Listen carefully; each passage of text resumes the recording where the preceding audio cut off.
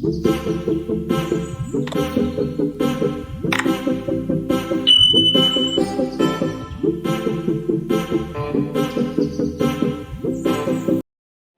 guys, my name is Alima Zakrodi. I'm a honor entrepreneur, and on the show today we're going to be discussing finances, how we can grow our finances, and we'll be walking us through what finances, financial plan is. And I have with me today an amazing guest, and he's somebody you all know.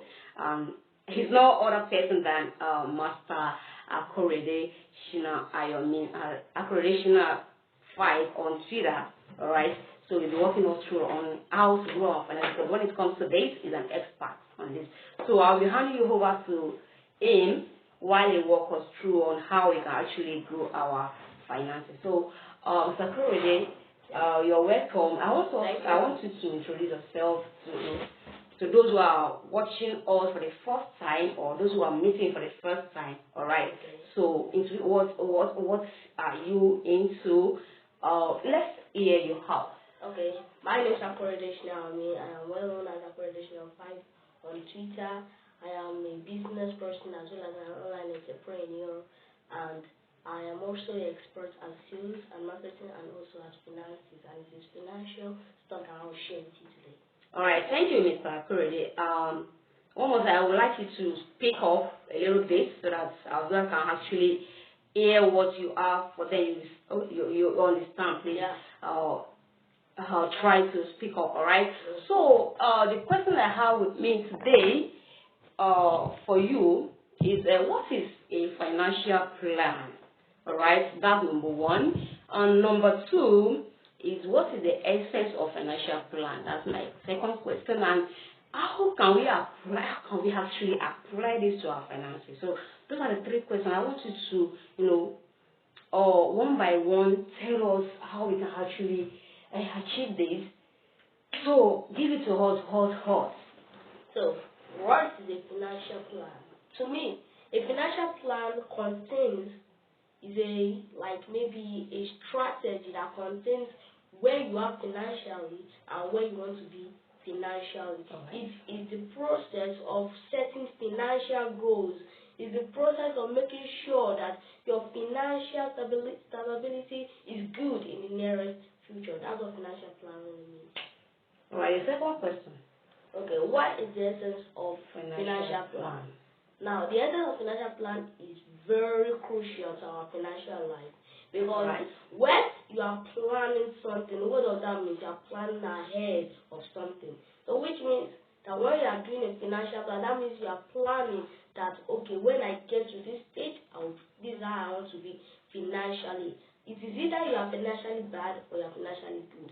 So whichever it is, a financial plan can either be financially bad or financially good. It all depends on how you set it. All right. So Thank you. the third one, how can this really how can we apply this to our finances? So that's the first question. So how do you apply a financial plan to your finances? And I said in the first question I asked, I said that financial plan is the process of analyzing where you are today and where you want to be financially. So which means, how can you apply this to your finances? It means you guys, where you are today and where you want to be. Let's say you are not doing well at this stage financially. A financial plan, you can apply a financial plan to your financial state that can take you to where you want to really be financially. And that's how you can apply a financial plan to your finances.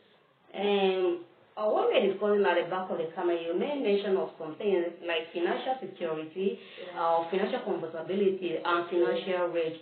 So what I want you to do now is how can you expatiate on this? How it can be of help to our viewers at home, so that at the end of the day, at the end of this show, they will actually have something to take home and to work on. You understand? Yeah. So I want you to walk us through on those 3 stages. Okay. Now the 3 stages, as Robert Kiyosaki said in his Cash Flow Content book, there are 4 major people who make the business world, the financial world. The first one is the employees. those people who work for money. The second one is the self-employed. These are people, maybe doctors, website designers, lawyers, and so on. The third one is the business owners, those who are large-scale business owners, and the fourth one are the investors. So the three stages is how you can set your financial plan. The first stage is the security, the second one is the comfortability, and the third one is the reach. So when I was analyzing my own, maybe I was setting my own financial plan, the three stages, I was like, not really financially well done. So the three stages, I started saying, okay, the first one should be reach, the second one should be comfortability, and the third one should be security. That's what many of you think, but that's not supposed to. It is not supposed to be like that. This is supposed to be. First, you need to set a plan of financial security, lifetime. Alright? You grow old. The second one, you need to set a financial plan for comfortability, and the third one, you cannot set a financial plan for reach. So how does this go? As the first one, which are the investors who make the business work, they have something in common. Many investors, we have different classes of investors. We have the average investors, we have the accredited investors, we have the sophisticated investors, and we have the ultimate investors.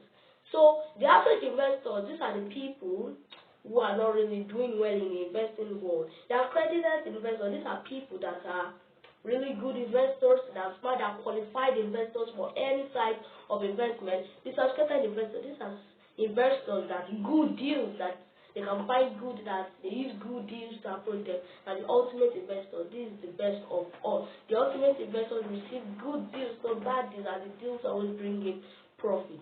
So if you want to move from maybe being an average investor into being something like maybe accredited investors, according to the Securities Exchange Commission, to become an accredited investor, you need to have an income of over $200,000, which in naira is equals to 100 million naira. So how can you achieve that? It's simple. To become an accredited. Hold on, Mr. Cody. I want you to stay very well. You are not showing very well, so position yourself very well so that you can't be seen. You have to sit down so that I move to the place viewers at home. So I want them to actually see you very well, right? And so you can continue with your. Okay. So how can you make an income of over 100 million naira to become an accredited investor? It is simple. That's what financial plan. Speak up, please. That's what a financial plan will do for you. So how do you set a financial plan for security? First, you need to get, many of us here have phones. We should get a financial sheet. Maybe we should download it from Play Store, maybe Excel, or any sheet that is a financial plan sheet. You do that, then you write financial plan, you type financial plan for security. Now, what are the things you need to include in your plan for financial security? First, you need to track your expense, your cash flow, your net worth. Yeah, like that's very, very essential in that financial plan for security. Why do you need to do this? Because when your financial stable and you don't have any security, it's just meaningless. It doesn't make a meaning. But when you have security with wealthiness, it's good, it's perfect, it can work for many generations. So the financial plan, you first track your expense, your cash flow. That's where we have the cash flow statement and the net worth statement. So you first start with the net worth statement. The net worth statement says your assets and your liabilities. So what are assets?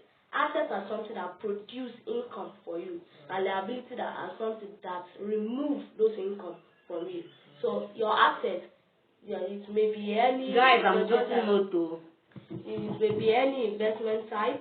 You have something that just produce income. Put it under assets. Put it under the assets column, and the liabilities column. The things that remove that income from you, maybe loans or anything that just remove. Then the cash flow statement, we have the income and the expense. Under the income, maybe it may be maybe your side hustle, or maybe anything that just generates income, put it under your income column at the expense. Those are maybe food, shelter, healthcare, and all those stuff. So why do you need to do this? You need to do this because if you don't analyze where you are now, you are not going to get to where you want to be.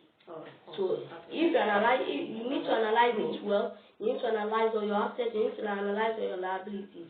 So the first thing I recommend is that in order to be financially well in the near future, you need to learn how to decrease your expense and increase your income. And how do you do that? And how do you do that? You increase your income by producing assets. Then you decrease your expense by eliminating liabilities. It's as simple as that. Then after that, you make sure that any form of maybe debt, loan, you clear it off. You clear it off. Any form of bad debt, clear it off. Then start to get good debt. Then after that, under that financial security, you start to set financial goals. Okay, I want to retire at this age. Maybe I want to retire at the age of 20. I want to retire at the age of 30. But not just any ordinary retiring. Retire being wealthy. Retire being secured. So I want to retire. I want to save up for my children's college. I want to do this and those financial goals. Set them. Then when you set them, we move to setting plan for financial comfortability. So what does financial comfortability mean? Financial comfortability means it's like this, the emotional part of the financial plan. You are thinking that, okay, I want to be financially free. I want to have everything I want in place. Like when I need something, I could get it. This is the emotional part. This is where it gets into emotional. So this one, I cannot recommend it to you. It only depends on you. You are the one that can only set it. There's no proven strategy for that. You just have to use your emotional part, your financial emotional part to set that plan for that. I cannot even recommend that for that. So the next one, now this is where it gets interesting. Financial reach. So now this one talks about how am I going to get to where I want to be financially. Yes, that's what I want you to actually touch and really emphasize on it. All right. So many of us here, majorly we invest in crypto. That's the new investment that is coming up. We invest in crypto, and what we don't really know is that we invest as individuals instead of investing as business owners. One of the consequences of investing as an individual is that it doesn't make you an accredited investor. It just makes you an average investor who is just running around the investment world. But if you invest as a business, it's good. You easily become an accredited investor and a certificated investor. So how do you do this? First, it's not even a matter of investing now in this financial. First, you need to think of a business you can create. Think of a business you can create. So I'm going to give you a tip now.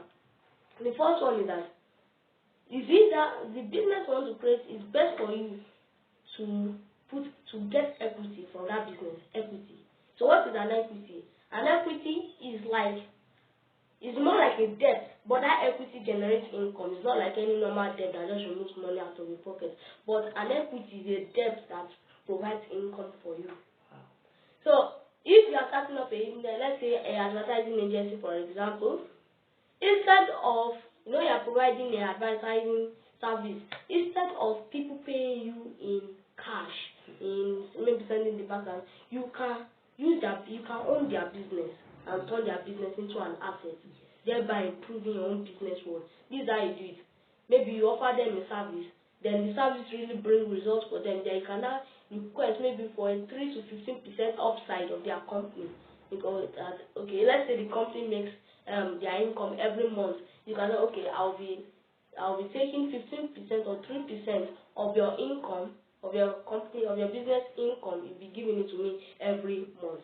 You don't anything. Yeah, that's an agreement. Without even continuously giving them that service, you just give them the service once and you own their company like that. That's it. Even though they sell that company, you still receive a 3% of the amount of money that they collected from what they sold, because you are still the owner of the company. So if you do this, if you do this like for maybe unlimited amount of companies, your asset column will grow. Now you will now become a large business owner.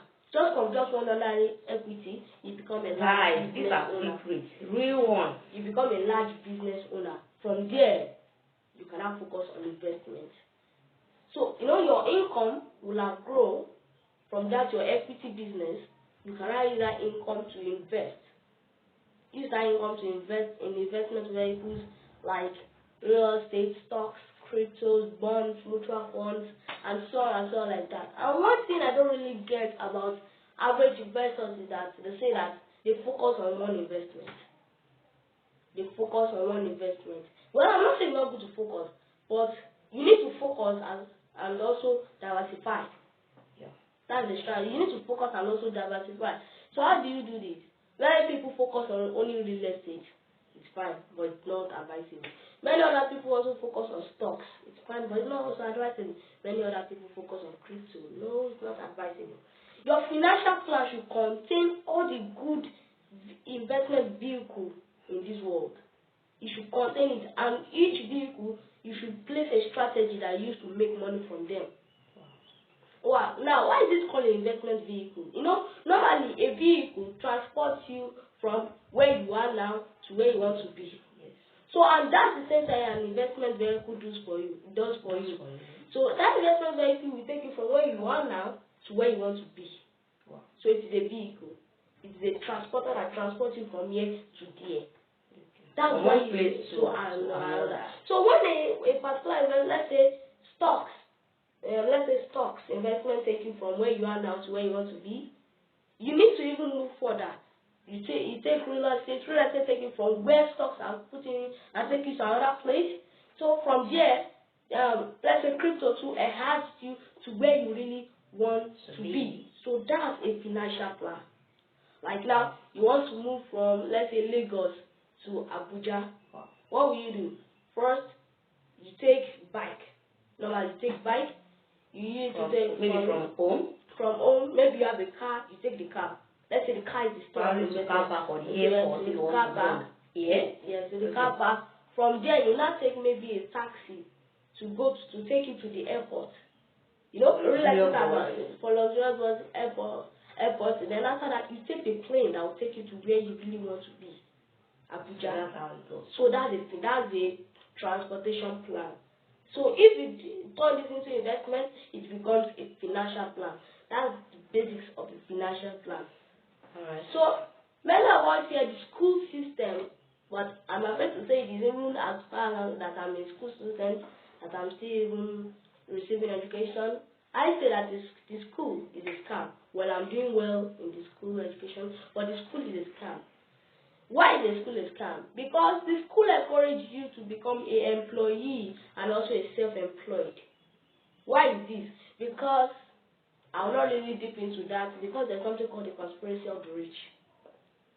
That's not where we're here. That's another episode entirely. That conspiracy of the rich is another episode entirely. Alright? So we cannot say it here. So, like I said at the back, the camera, you also made mention of, like, if a family could just have a business and your family could be a trustee, something like that. So, I want to touch that aspect as well, so our viewers can gain some insight from that as well. I think many of us here who are watching this right now are family people.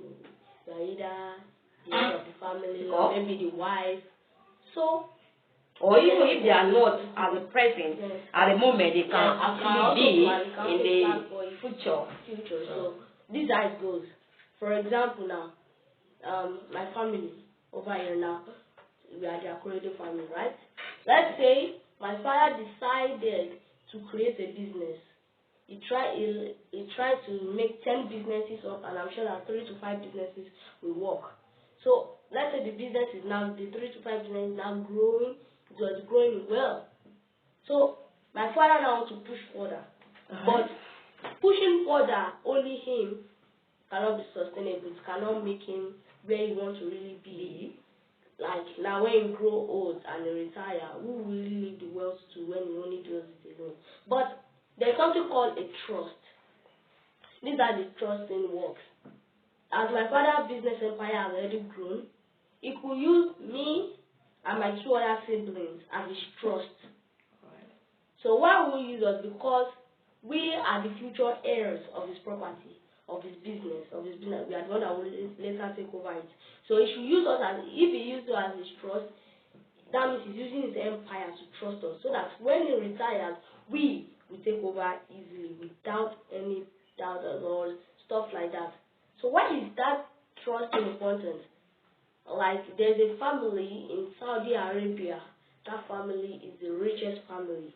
It's a royal family, and it's also the wealthiest family that has lived for generations, but no one ever knew about it. Apart from Elon Musk and Jeff Bezos, who are the richest person, they only rely on the internet. But these people, they are the top people that they even secretly rule the world.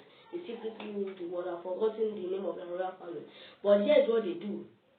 In the past, the king of that Saudi Arabia in the past has created a trust that works for 100 generations. That will work for 100 generations. So the present generation now have a combined net worth of $1 trillion. They have a combined net worth of $1 trillion. So, which means that if you create a trust for your family, the trust can work for generations, whereby creating wealth for further generations. That will not be generational wealth. That's what we call generational wealth. So you also need to include that in your financial plan, how to create generational wealth for other generations to come, because not only you that will in the morning. Alright. Thank you very much, Mr. Korede. You have done so well, and you have done justice to this topic today. So, in conclusion, because I really don't want to take much of your time, alright?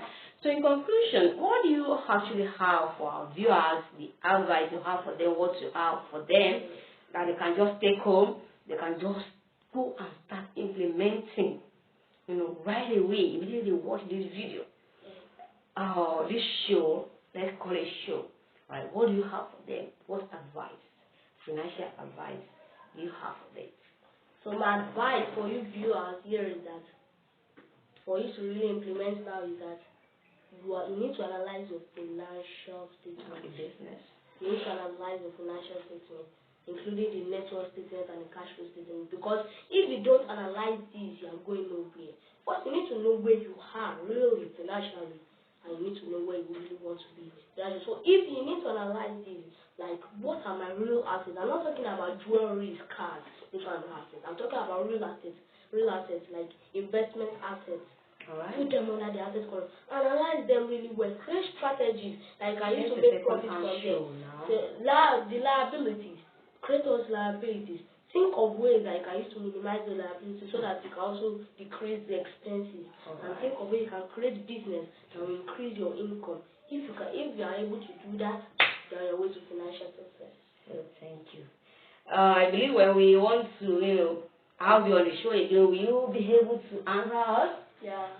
So thank you very much. So guys, here is when we're going to be dropping the curtain of the show. I believe you might have learned one thing or the other as far as this episode is concerned. So I want you to follow, not follow you are not on Twitter or Instagram. I want you to subscribe to this channel and turn on the notification bell so that when we drop our video, a video like this, you'll be the first to get notified, and then like and then comment, share, so that this video will reach to as much people as possible, so that they go to like this is a valuable video. So let's like, as you're watching, like, comment and share. All right.